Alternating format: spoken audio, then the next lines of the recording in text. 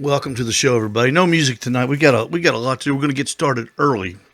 We've got Congressman Chuck Fleischmann of the 3rd District of Tennessee is going to be with us in just a few moments. And we've also got Carey Bringle of Peg Leg Porker's Barbecue in Nashville, one of the top-rated barbecue restaurants in the nation. We're going to be talking about the shutdown of the restaurants in the country, and we're going to be talking about the stimulus package that we've all been hearing about for all the restaurateurs and small business people. So if you're just now tuning in, if you are in a small business like myself, if you are in the restaurant business, especially if you're in a medium-sized business, you'll want to join us tonight for this show, because it is it's going to be, I think, an interesting show, and I'm very excited about it. So we're going to be getting started here in just a minute.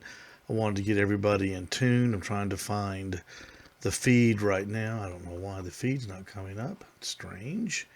See if we can't get it. We'll be calling Chuck Fleischmann by the phone, and we'll be having Carey Bringle by Skype in just a few moments. And there we are right there. I want to get that up. Jeff, my friend Jeff Maxwell will be, let me turn it off.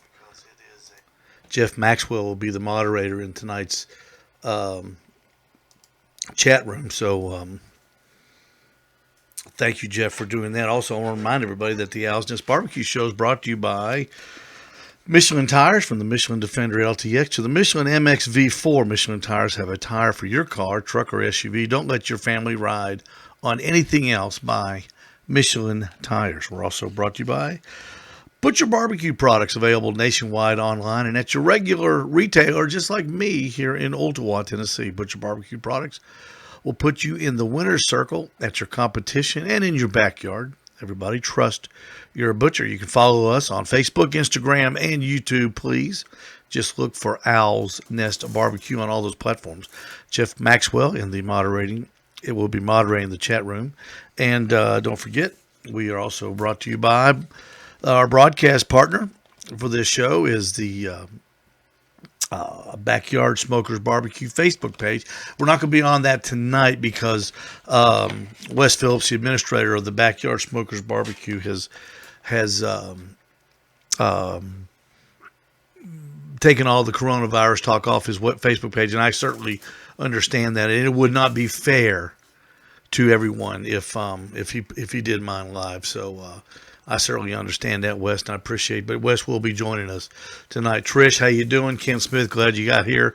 Gary Depew, thank you so much. We're going to get on the, let's see if we can't get Carey first and get him on Skype a little bit earlier than I told him we would do it, but we're going to bring him up real quick. See if we can't get Carey.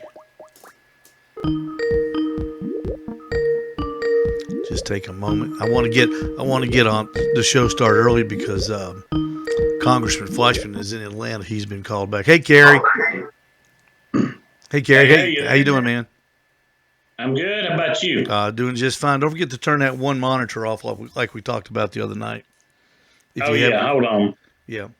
I wanted to Let's get to. see. There we go. I'm on there. I turned that monitor off. You good? No, I can't see you now. Oh. Well, I got where I can see me. What do I need to do here? Give me a check. A check? Check? Yeah, that sounds pretty good. There, let's see. I want to get you. Y'all see me? I see me up in the right-hand corner. Yeah, but I can't. I don't understand why I can't. Let's see. There you are. All right. I was sharing or something. Okay, let's just leave it just like that for right now, okay, Carey? Carey Bringle with us. Now, Carey, we're going to go to the phone real quick. We're going to try to get the congressman on the line. Chuck has been called back to Washington for the vote tomorrow. So we're going to grab him real quick. He's in the Atlanta airport as we speak right now. And I wanted to get you plenty of time to talk with him about some of the issues. Sometimes it takes a couple times to get him. He's on the phone all the time, as you can imagine. Oh, I'm sure.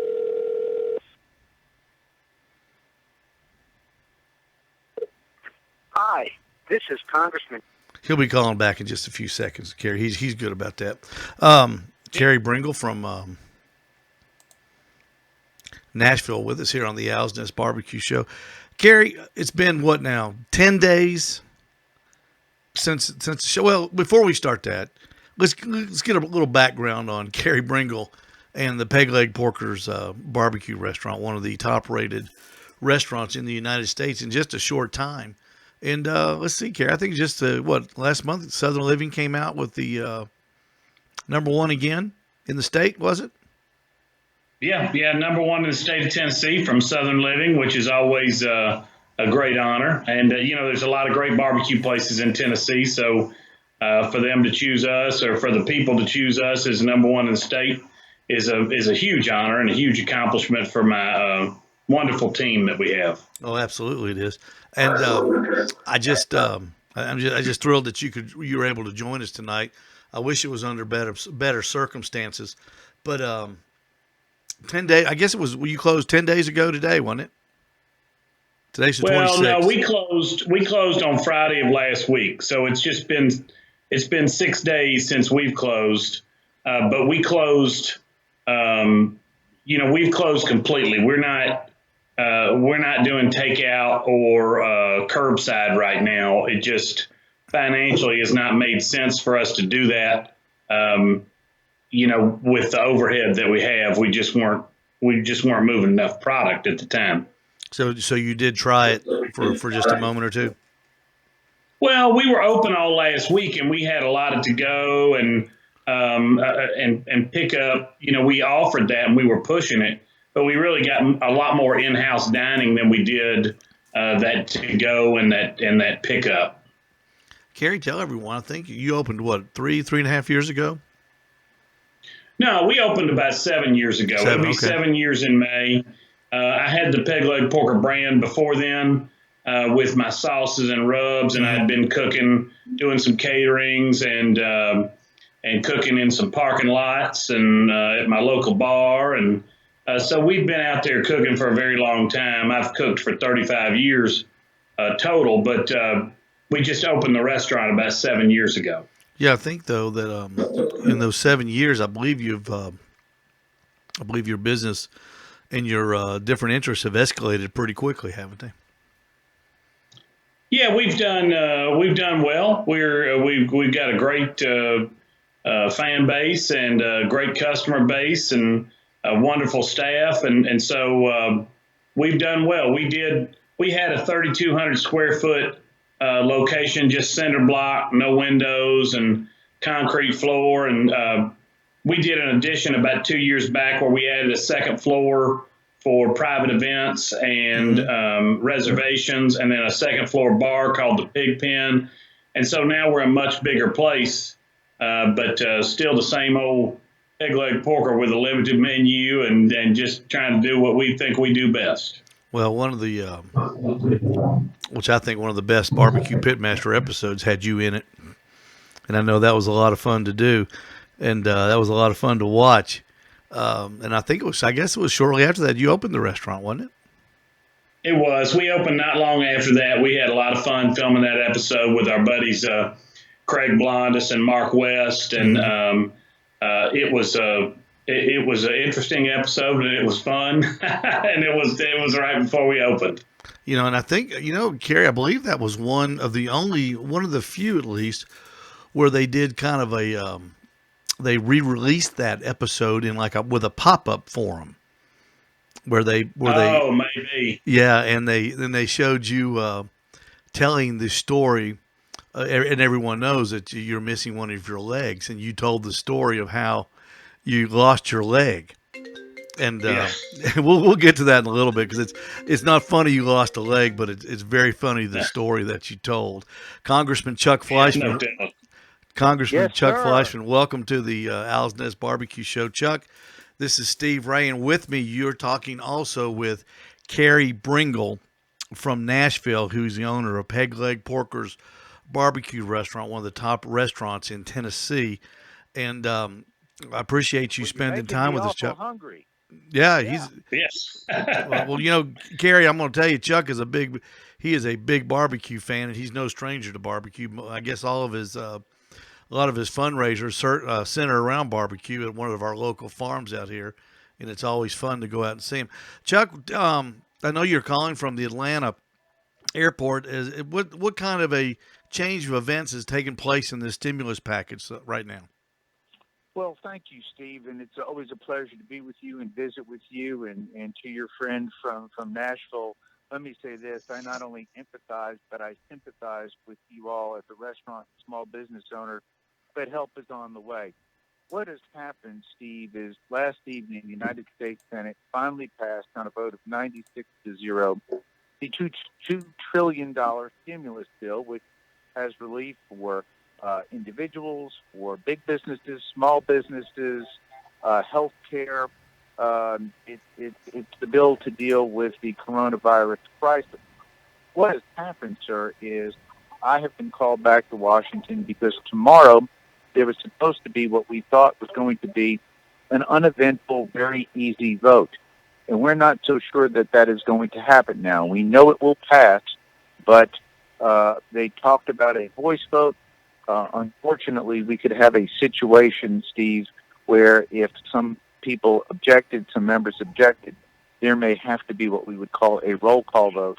So I will be there to speak on behalf of the bill on the House floor tomorrow, and if need be, to cast a roll call vote in favor of that package. Bottom line, what should have been very easy may get complicated. Chuck, we won't. I don't want to get into all the weeds on the bill, but Sure. we've got Carey, of course, Carey Bringle with us.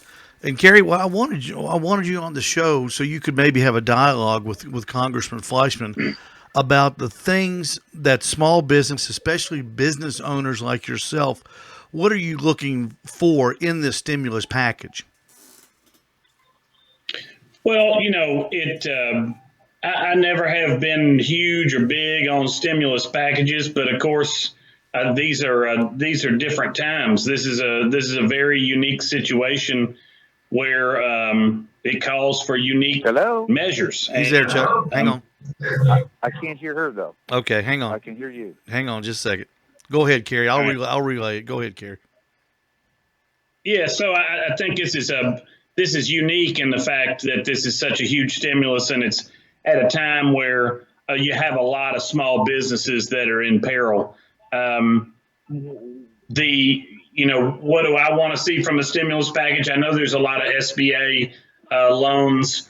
I know that there's some are going to be forgivable, which is what I like to see because a business that's already having a tough time or already has tight margins, if they take out a loan during a time like this to pay their staff to really just have to sit home, then it's just kicking the can down the road. That bill's going to come due someday.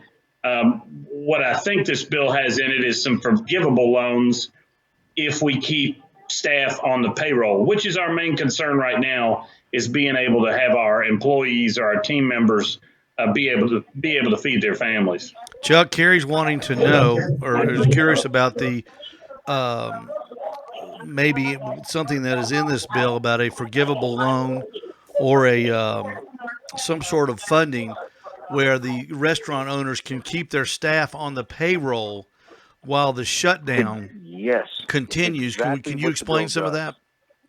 Yes, it is exactly what that does, and thank you for asking. The goal of this bill was to help the entrepreneur, the employer, but also the employee. And one of the pillars of this bill, and there's 5 pillars of this bill, is to help affected small businesses. And the way that we will do that basically is there will be loans available to small businesses. And what I mean specifically, small business is defined by 500 and under. So if you've got 499 or under in terms of employees, they'll be eligible for this part of the bill, and it will be run through the banking system. And basically what it is a loan that the entrepreneur, the business owner, will never have to repay so long as they keep their staffs employed. So the answer is yes, we heard loud and clear, and it's going to be very generous. It can be as much as 2.5 times the payroll, the monthly payroll of a small business. So we heard that loud and clear. In addition to that, individuals will be getting a $1,200 payment. The couples will be getting $2,400. There are certain income caps and phase outs on that, but that also is going to help. And there's $500 per child as well. And senior citizens are also going to be getting that, people who get Social Security. So it's a robust bill, but to answer your question, Steve, loud and clear, the aid package is directly aimed to help people like our friend in Nashville and yourself who have a small business, and small businesses all over the country. Well, Carey, I think I'm sure you heard the congressman. I think that's something that you and I, people like you and I, are looking for. Chuck, the bill, I've got I printed off the instruction booklet of the SBA loan, and I'm holding it up, and I know you can't see it. Carey, I'm sure you can see that. That's front and back pages. That's about 50 pages front and back of just the instruction booklet on how to apply, what to apply for. It's going to be a complicated process. Will they be doing anything to make it maybe less complicated this time? And I hope so. The answer is yes. There's going to be a couple of different ways that aid will be provided. First of all, local banks and banking in general will be a conduit. They will get paid fees for administrating these loans, many of these loans. And so there's an incentive for them to help the borrower, in many cases the borrower who will never have to pay that loan back. So it's a win-win for the borrower. The fees are paid by the government, the bank wants to do that and the like. So right now people should be contacting their local banker. Steve, you and I know a lot of great bankers right in Hamilton County. They will be in the position to help. In addition to that, something that's very important that I think you pointed out, last night we heard from a lot of constituents, business people, who attempted to get on the SBA website, and because of the large volume, they could not get through. So we're going to look at that and try to streamline that process. In addition to the direct aid, we are going to be getting close to 2.8 to 3 billion, and that is with a B, dollars of aid to the state of Tennessee in the terms of block grants. So there's going to be other help available there. I spoke with Governor Lee today and his team. They are also there to help the entrepreneur and to help affected communities. So it's going to be all of the above. Will there be some bureaucratic glitches? Probably so, but we want to make it as simple as possible and as quick as possible, because we are sensitive to the fact, and I've gotten a lot of calls from several small businesses that can only handle about 2 weeks of payroll, sometimes less, and then at that point in time, they would go out of business. So the aid will be there. We just want to get it out to these affected businesses as swiftly as possible, sir. Carey, I'm going to get back to you in just a minute. Because we'll have plenty of time to talk. I want to talk with Congressman Fleischmann before he has to get on the airplane. Chuck, Sure. on the loan, according to the instructions in this packet, $25,000 is going to be the limit that you can borrow that is unsecured. After that, you would have to have own property to. That's right. It would have to be collateralized. Will Yes, will that limit be raised at all, do you think? No. What the good news is up to 25,000. It is basically an unsecured, uncollateralized loan. They made that easier so that a small borrower, small business person would not get bogged down with the need to prove value of collateral. So as it goes past that, those loans would have to be collateralized, in other words, backed by security. But the good news is, for the small business person, they can get that $25,000 very quickly without having to go through that arduous process that most creditors in a normal market would insist upon, or more banks would insist upon, meaning to secure the loan with something. So many businesses are going to have to borrow a lot more. There's actually up to $10 million in terms of a cap available on under SBA for many affected businesses. So there's much more capital out there if the business needs it. But again, we wanted to help the small entrepreneur, the small business, as quickly and as effectively as possible. And the best way to do that is to have loan forgiveness if they keep their employees, and of course, not to require collateralization of a smaller loan of $25,000. What would be the mechanism for somebody who has a restaurant or a business that doesn't own the property, finds himself in need of $50,000? Could you use equipment and furnishings as collateral, or do you have to have property, do you think? Absolutely. If it is unencumbered equipment, if there's a pre-existing lien on it, obviously, then that might be a problem. That would be analogous to having your car title, have a lien on that. If you went to go borrow, there was a first lien holder. But it would depend, again, the traditional, they would look and see what is the value of the collateral. Is that collateral encumbered by another lien? But yes, the traditional collateralization of loans would then apply. The good news is, though, as we go forward, the interest rates are kept especially low and long term. And that's going to be key as well, because as we go through this, as much as I would hope for a fast and speedy recovery, if you look at the unemployment figures today, about 3.8 million, unfortunately, a lot of people, this damage to the economy, sadly, is going to continue for at least the short term, probably the midterm. And God forbid, we have heard from the infectious disease doctors on a regular basis. I spoke with Dr. Gottlieb today. I heard from him, Dr. Fauci, Dr. Gold. This coronavirus, sadly, is predicted to come back again in the fall and winter months again, even after it drops off. So the economic impact that is going to be felt for quite some time is out there, hence the need for available capital at low rates for small, medium-sized, and, of course, larger businesses. Well, Chuck, let me larger businesses, go ahead. If that's the first I've heard of this thing making a grand return. Do you think there's a chance, if this thing comes back, that we would be thrown in this position again? I mean, if we get open in a couple months and then all of a sudden, boom, Thanksgiving. Absolutely. That's what every healthcare expert who I've spoken with, infectious disease doctor, has told me. Count on it, unfortunately. Well, do you think the Steve? Yeah, Steve, I got a real quick question for the Congressman. Hold on, hey Chuck, hold on 1 second. Go ahead, Carey.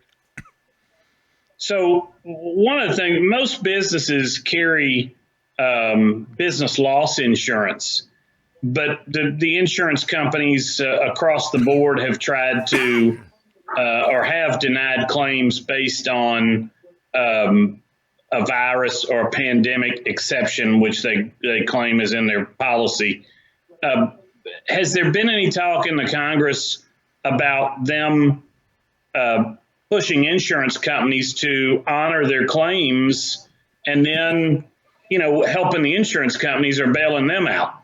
That seems like a logical step, because if the business has already carried this insurance and they can get their claim, then we really don't need government assistance. The insurance company might need government assistance, but if our claims are paid, then we're good. We're covered for this. Chuck, what he wants to know is he's talking about the insurance coverage of some companies have, that they have already gone down that road, and the insurance companies have denied the claim. Has Congress, or have you heard any of these companies that have denied the claims on verbiage?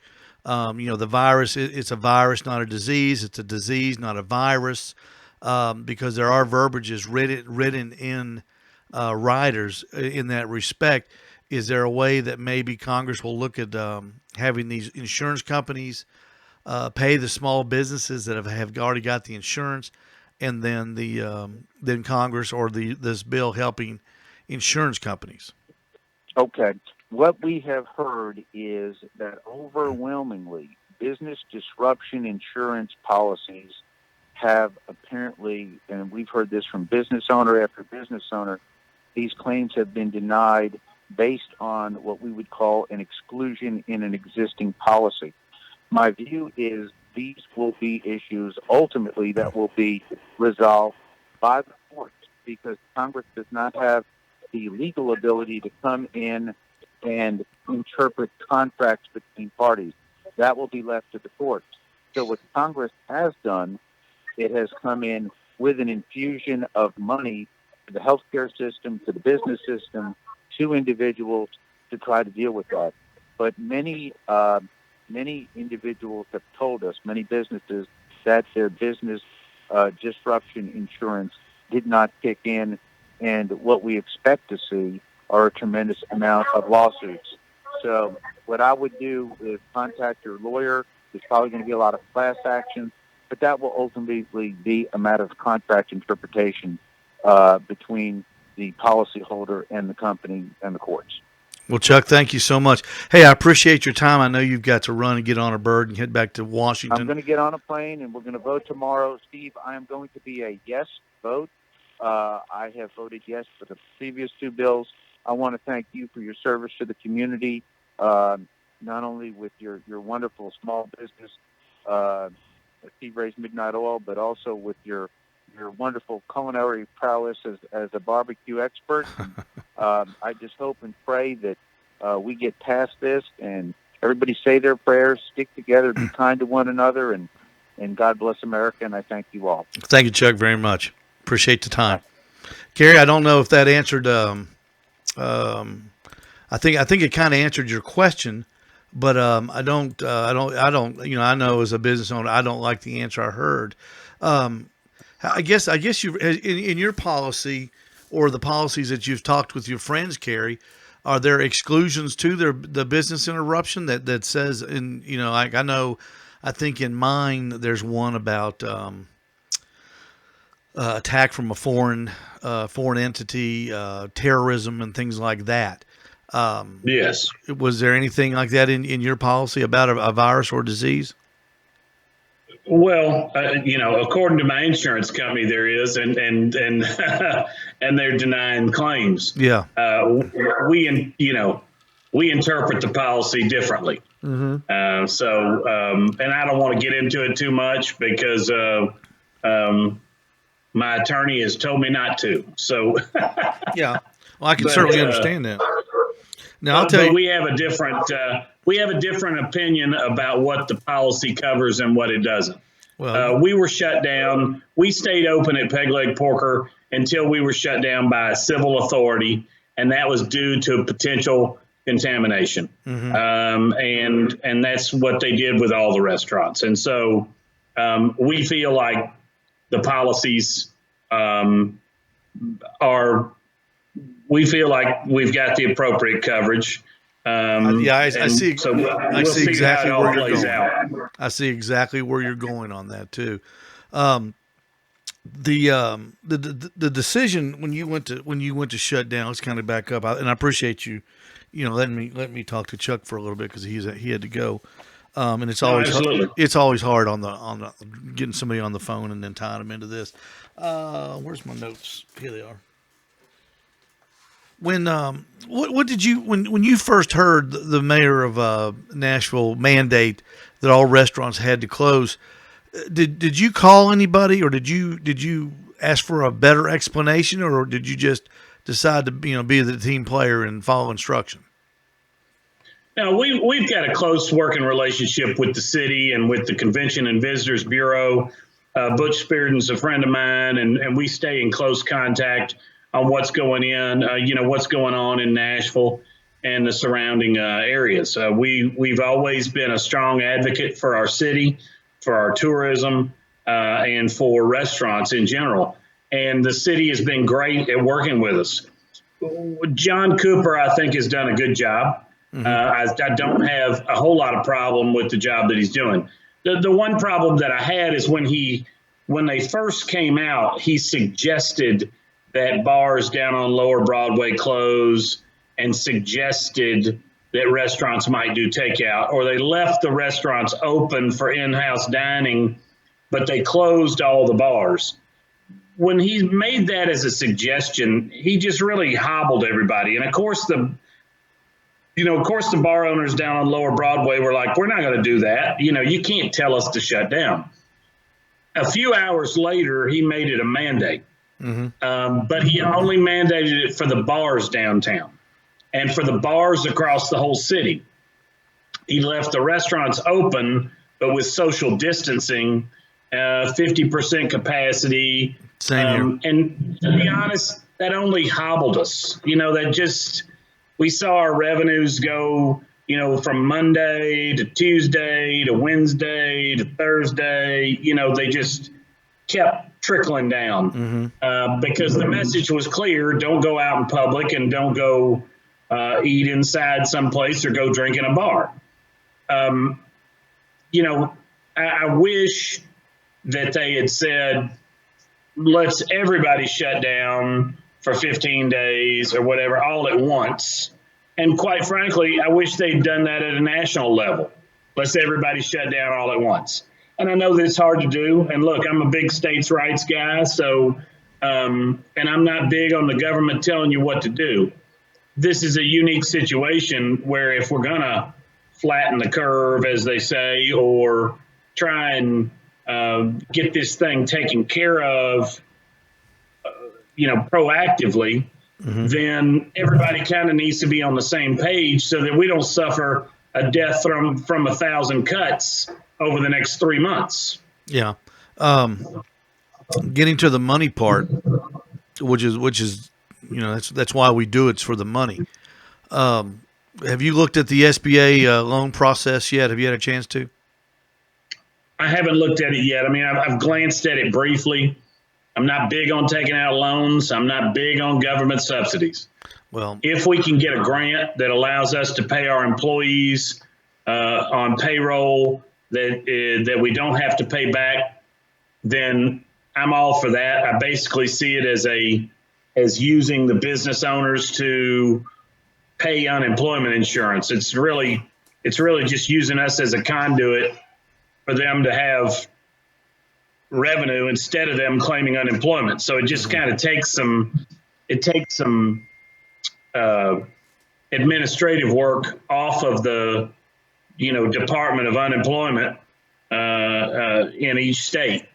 But as a small business owner, as a restaurant owner, ultimately, it's my job to keep our restaurant open. And I probably think a lot different than a lot of other restaurant owners, but we're 100% independent, family owned and operated. And although this time is tough, I knew what I was getting into when I became a small business owner. I've owned several businesses before this, and I've had some of them do great, and I've had some of them do not so great. So I've stepped out on that limb and had it break out from under me before. This is nothing new. I think it's my job as an individual to make sure that my business remains viable. Well, it is, Carey, and I get what you're saying. However, being a small business owner, were you surprised at the speed that this economic catastrophe sped towards us? I mean, we're talking in a period of, we're talking 15 days ago, everything was fine, or maybe not fine, but, whoa, boy, that coronavirus really looks like a bad thing. Do you want fries with that hamburger? Or do you want me to rotate your tires while I'm changing your oil? And then all of a sudden, boom, out of nowhere, my restaurant friends are being told to close, or first, like you and they were suggesting it, and then they mandated it the next day. I was shocked at the speed it came at us. I couldn't believe it was that fluid and that fast. Yes, I'm shocked at the speed it came at us. I'm shocked about what's happening. It's unprecedented. And I'm quite frankly, I'm shocked at how it's being politicized. I'm not big to talk about politics on my Facebook or on my social media. We feed everybody, so it doesn't matter whether you're a Democrat, Republican, Independent. We'll feed you. I want everybody walking in my door. For anybody to say that anything could have been done any sooner than it was, I think is asinine. This is unprecedented. We've never shut down businesses like this. We've certainly had epidemics that were as deadly, if not deadlier, but we never have taken these drastic measures. And maybe this is different. Maybe the mortality rate is higher. It looks like it could be, but we've never gone in. No president since World War II has had to go in and shut down private enterprise like we have during this crisis. Well, sure. And so it is unprecedented. And I for one feel like our federal government has done an outstanding job so far. What I don't like to see is the congressman having to go back and go and stave off, negative votes on this thing because people are throwing in things that have zero to do with this relief bill. It's very frustrating as a small business owner who furloughed 45 people to see partisan bickering at Washington and see things thrown in like the new Green Deal or same-day voter registration on a bill that should be moving as quickly as possible to give relief to these people who are out of work right now. Well, I think we all agree on that. But now, and I know you heard, Chuck, that was the first. I have not heard anybody predict that this thing may come back in the fall. Have you heard that? Yeah, I've heard that. And, my background is in healthcare. I was in the clinical lab business for years, so I understand viruses and the fact that they can come back and the fact that you can build up an antibody and maybe it's not so bad the next time. Or that's why we get flu shots, is to build up that antibody in our system and prevent us from getting the actual virus. So that's not unheard of. That's completely common. It's the flu comes back every year, and it comes back in a different strain. And so technically, even though we develop a vaccine for the flu, it could be for the flu, strain that was last year. It really is. And so, you're getting a vaccine that you think will help, but it's for a strain that was last year's strain. Well, what scares me? It's going to come back a little bit different. Well, what scares me though is this could be shaping up to be the practice round, and next time they may whittle down the essential businesses, which I slipped in under as being a service station, a car repair facility. Sure. I was allowed to stay open. I might not be that lucky. Gasoline stations may not be that lucky next time. I know we've been having to wipe we wipe the handles on our gasoline dispenser several times a day with Clorox wipes. And if anybody's afraid to pump their gas, we have been doing that for them. But do you think that let me just say this? Do you think if it came around again that they would be more lax, or would they be more? If they'd probably be more, I'd say they'd probably be more more stringent with the regulations. I think you'll see them act quicker if it comes back. If they start to see that curve go up again. I think that this will fundamentally change a lot of things in America. I think that you will see us rely less on foreign entities for our medicines. or for our supplies, I think that will change quickly. And I think that you'll see the behavior of the American citizens change somewhat. You got a generation like me that sees this and says, all right, we're going to stay home for a little bit. And then we got to get back to business. We've got to run our companies, and we can't let this cripple us. And so we'll get back out there and we'll say, you know what, viruses come and they go. And if I get it, then we'll deal with it. You got a younger generation that is probably pretty freaked out by this. Mm-hmm. And I agree with that. They don't quite have the maturity level to look at it as rationally, and they're getting information from sources that may not be accurate or reliable. And so you may see their behavior drastically change. We just don't know.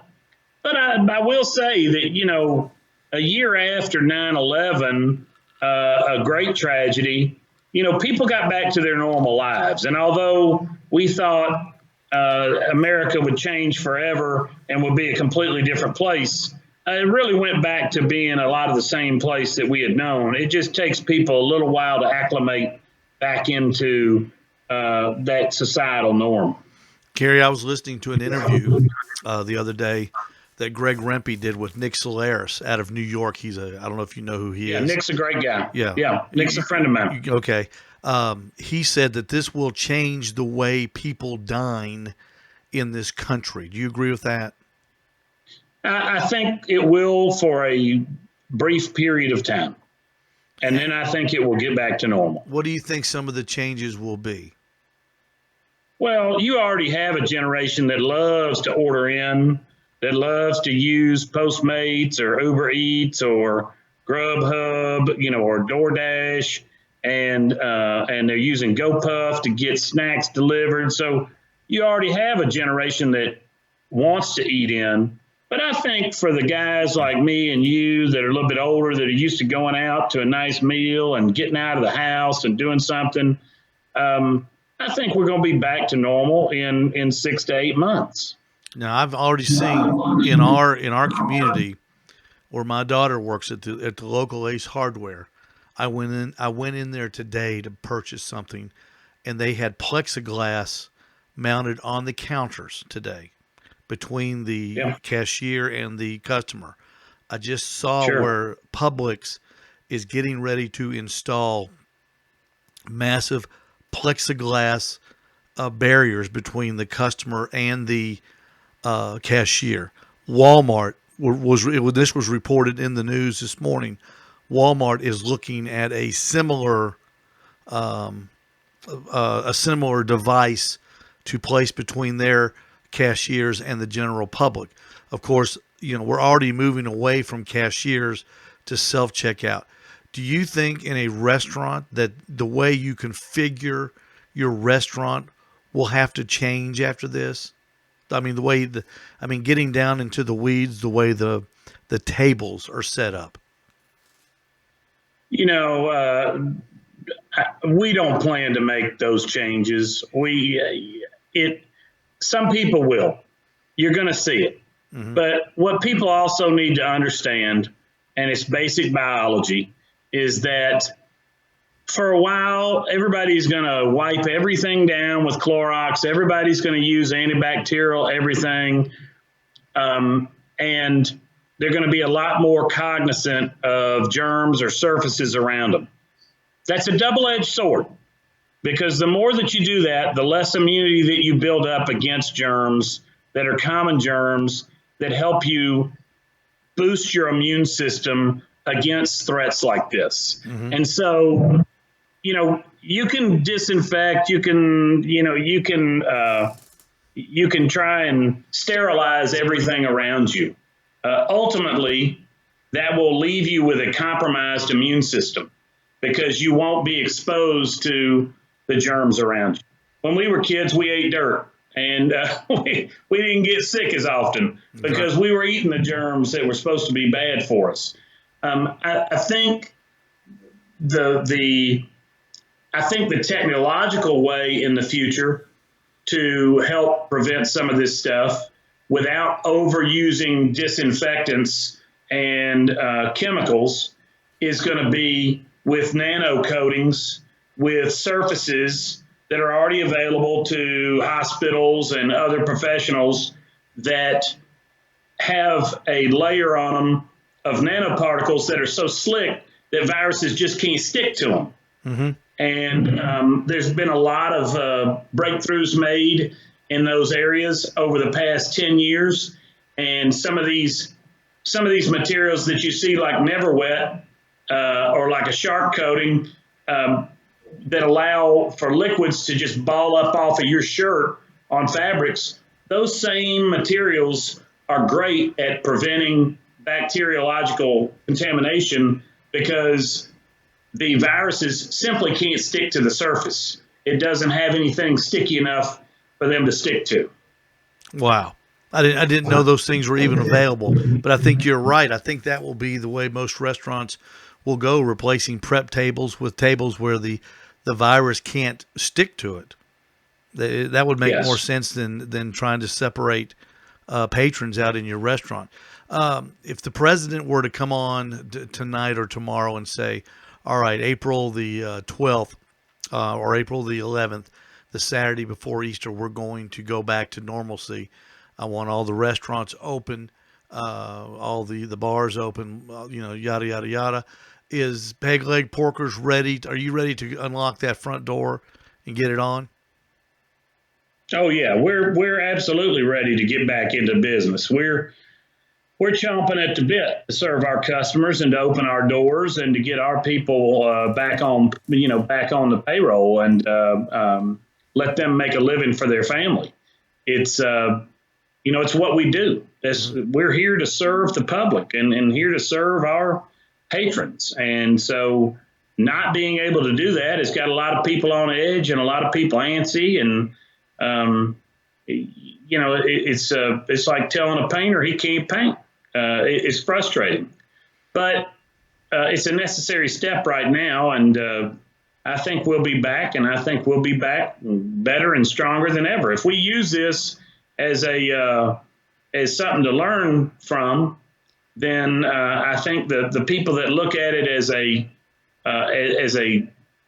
learning moment rather than a tragedy are the ones that are going to come out stronger and better business owners in the long run. Well, having gone through, let's see, every time somebody by the name of Bush gets elected, we get a recession. So I've been through two major ones in my career.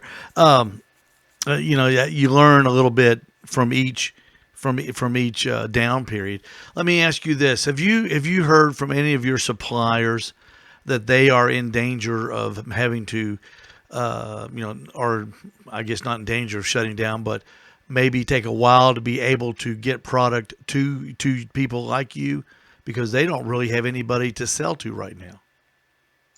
I'm not hearing that at all. We actually, our main supplier, which is Cisco Nashville, got hit by the tornado. It took out a portion of their freezer, and they had to shut down their warehouse. And so they were already down before we really got hit with this. We were able to order some stuff from U.S. Foods in the meantime. Mm-hmm. They had our back, and we already had an account set up with them. And then Cisco got back on track within, I think, 8 to 10 days and started shipping stuff from their other warehouses into us. So their first and foremost job was making sure that they were able to supply us, and we appreciate that.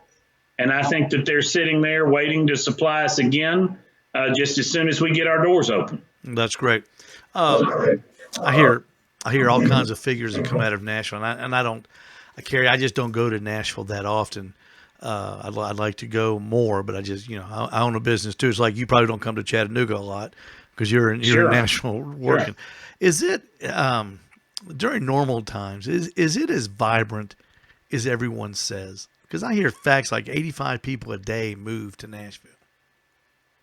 I'm a native Nashvilleian, Steve. I've been there my entire life, and over the past 10 years, I've never really seen anything like it. The influx of people, the boom and the growth, the amount of cranes, it's absolutely phenomenal. It is very vibrant and very thriving, and a lot of great new restaurants and great new venues and entertainment options.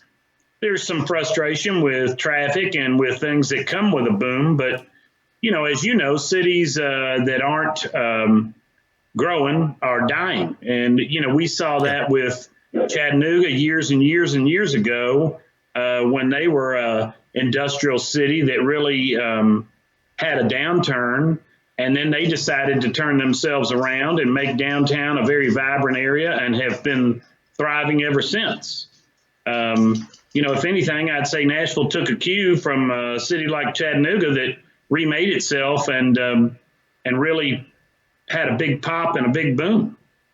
Yeah, it's Chattanooga is on the move, and as is Nashville. We're not anywhere compared to you guys, but it's different. It's definitely different from when I moved here 38 years ago now than what it is now. It's a really a neat place to go, and of course the restaurant scene in Chattanooga is much like Nashville, where everything is, all kinds of different places are opening up, and more and more barbecue restaurants seem like they open up more than any other type. What you do is a very, very popular thing now. And one of the things I never understood, Carey, because what you do is probably the hardest food there is to cook. Would you agree with that? Yeah, I don't know that I'll say it's the hardest food to cook. It certainly takes a lot of time and effort, and there are no do-overs. If you mess up your cook for the day, you're shot for the day. If I overcook a burger, I can turn around and make you another burger. Yeah. I can't cook you another butt or another hog. It's if I screwed up this one, I'm done for the day. So that's what I meant, because it takes so long to do your food. Yeah, we have to be very mindful of what we're doing and the quality of our product, because we got one shot at it for the day. Now, Carey, at your restaurant, what do you do at your restaurant? Do you run the pit, or do you run the front, or do you go table to table and check on everybody? What is because I know you're there all kinds of hours. What is your main job? Like at my job, I'm like the service writer in the mornings. I've got another young man that comes in the afternoons and he takes over, but in the mornings I'm the service writer and I get things going. What does Carey Bringle do at his restaurant? So if I'm at the restaurant every day. We now have corporate offices upstairs that we've built in with our addition. We have 8 operating companies right now. So in addition to the restaurant, we have our spirits company. We've got a smoker division. We've got retail and wholesale food products. We've got clothing. We've got intellectual property. We've got real estate. And so there's a lot of different aspects to our business. We truly are a lifestyle brand. A lot of people like to say that, but very few people have backed it up with actual companies that are producing real products to be a true lifestyle brand. And so I'm in my office a lot. When we first opened, I worked every single shift that we were open. I worked the pits and I worked the front with Expo, talking to the customers for every order that went out. I did that for 2.5 years with my right leg man, Steve Dresch. And now Steve is in charge of my pits. I taught Steve how to cook barbecue starting probably 15, 16 years ago. And I've got Steve as a general manager and run the pits. I've got Leighton Hilbert as another general manager. And then we've got a team of about 55 people that do an amazing job. And so I'm in the restaurant. If I'm down on the floor, I'm checking on tables or I'm talking to people. I'm checking the quality of the food on the line. If I'm back in the pit area, I can help them in the pit area. But we've built a restaurant that feeds probably 6,000 people a week now. And that takes a lot of people involved. And so it's my job to lead by example and let them, help communicate my vision to them so that translates into an excellent customer experience and staying with the quality that we know our customers deserve. Well, I tell you what, you've come a long way from cooking in parking lots and at your local bar. Did you imagine? Was what you have now always the goal, or or do you feel like you've hit the jackpot, so to speak? I always wanted to have a barbecue restaurant, and we had always hoped that we would be successful. We have been very successful, and we're proud of that. And our customers have been very loyal, and we've stayed very narrowly focused on what we do at Peg Leg Porker. We've got another restaurant on the table. We bought another piece of property over in an area called the Nations, but it's going to be a different concept, and it'll be a different style of barbecue.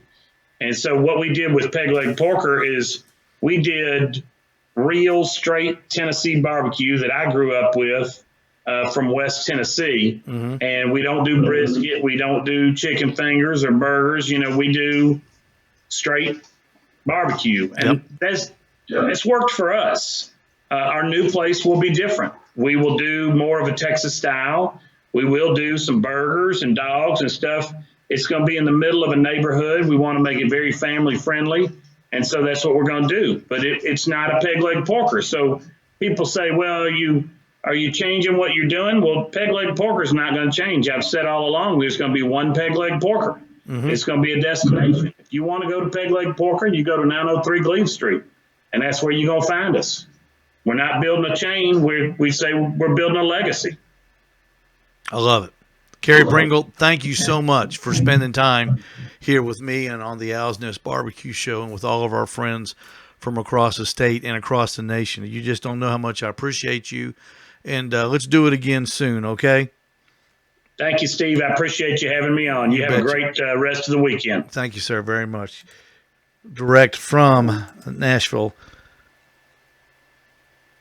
Carey Bringle spending time with us here on the Owl's Nest Barbecue Show, and I really appreciate it. And I appreciate Congressman from the 3rd District of Tennessee, Chuck Fleischmann, spending time with us as well. I just wanted to say this.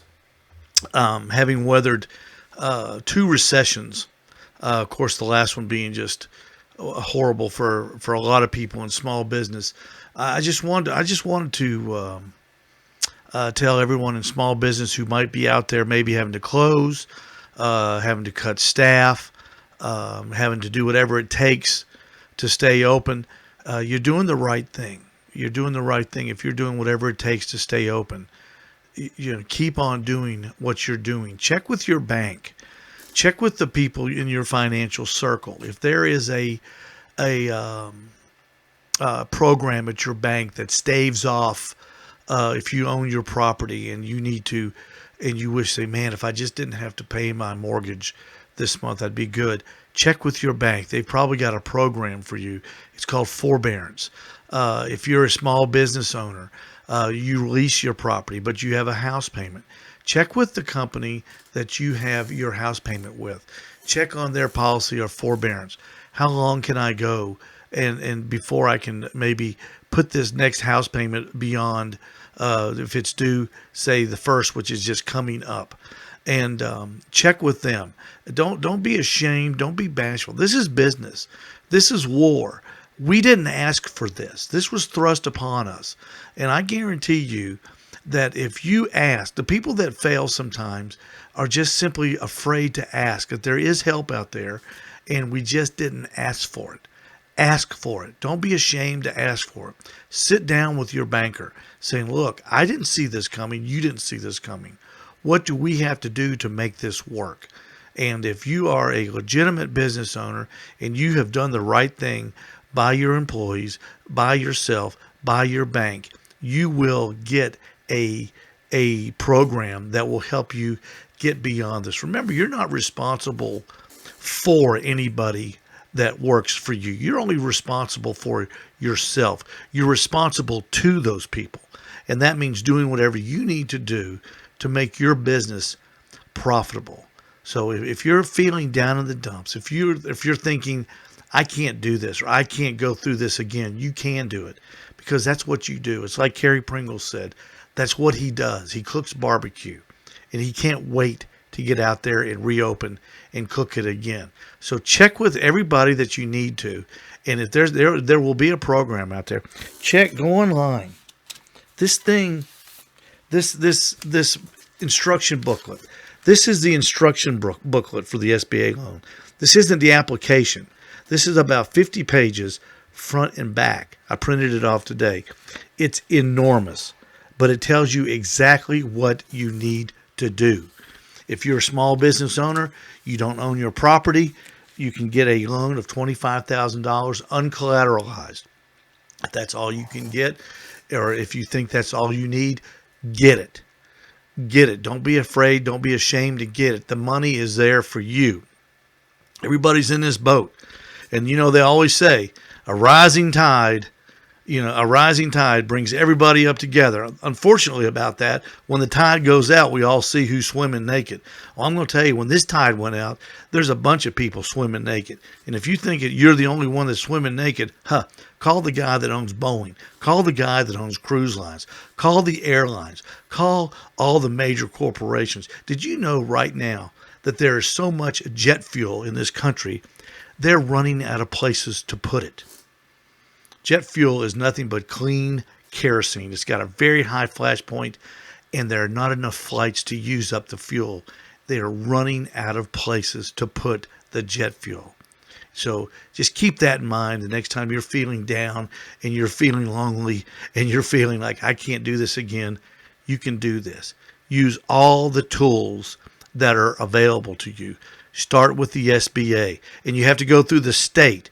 You can go to your banker to make arrangements to maybe postpone your payments and that sort of thing. But to get an SBA loan, you have to go through your state, and all the information is right there online. Don't be afraid. Sit down. It's going to be contentious. It's going to be a pain. You're going to have to generate pages and pages and pages of P&Ls, but that's what you got your accountant for. If you've got an accountant, that's what they're for. Now's the time that they earn their money. All right. I have a fantastic accountant here in Chattanooga, and they will help me get all the things that I need together. You will need to get sales activity together. You'll have to prove. They're not just going to throw money. It's not going to be, they're not going to make it rain. You're going to have to tell them why you need it and how much you need. But that's your job. Remember, you're responsible to yourself. That's all I want to say about it, but you can do this. Do not hesitate to get help where they are offering help. If you don't do that, yes, you will fail, but there are mechanisms out there to help you. Everybody, thank you for joining us. Thank you, Carey Bringle. Thank you, Chuck Fleischmann, and you've been listening to the Owl's Nest Barbecue Show. I'm your host, Steve Ray. We'll be back here next Thursday night